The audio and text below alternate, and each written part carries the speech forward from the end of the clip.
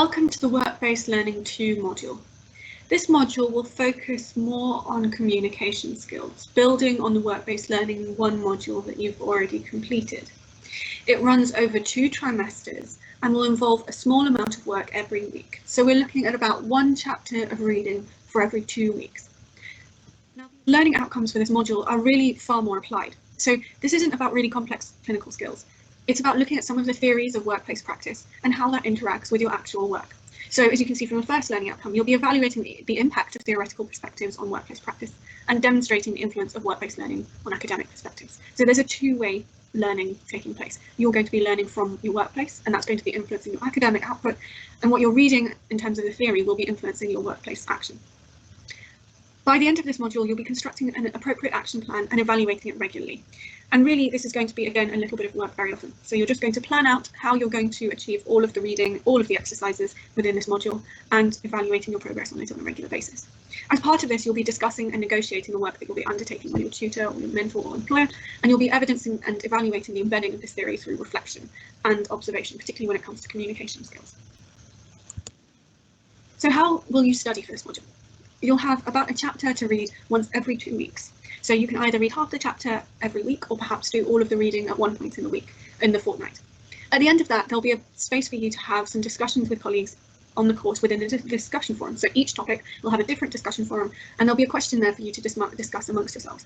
I'll be moderating the discussion forum and participating as well. So it allows us to have discussions based on some of the theory that you've been reading, looking at some of the practice that's occurring within your workplace, and evaluating how the theory works. So there are a lot of times that you read and understand a lot of theory, and then you go and apply it in the workplace, and it either works or it doesn't work, or it works in a completely different way than you anticipated. This is all interesting, it's all relevant, and it's all part of reflective practice and evidence-based practice.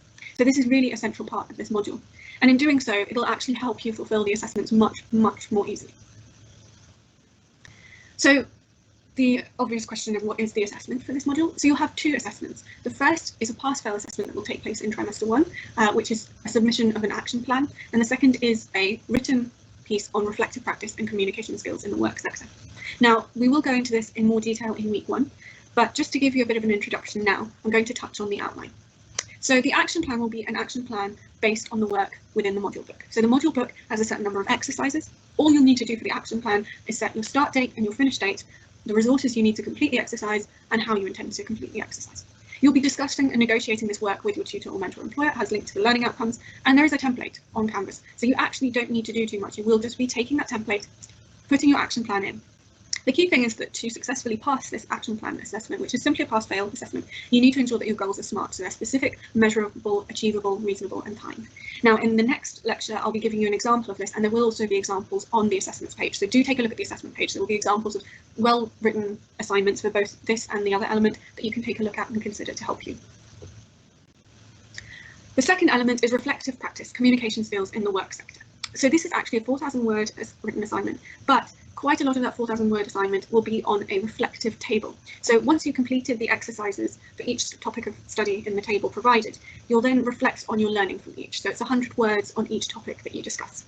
You'll then separately take 4 scenarios you encountered within your own workplace where you observed or participated in either successful or unsuccessful communication and be reflecting on these. So you'll be looking at some of the theory underpinning communication skills in each of those scenarios. You'll then be reflecting on what you observed during the course of the appointment or interaction, perhaps what you participated in, and then you'll be reflecting on how that communication related to the theory. So you'll be looking at, say, perhaps unsuccessful communication and considering what might have improved it, or successful communication and considering what made it so good.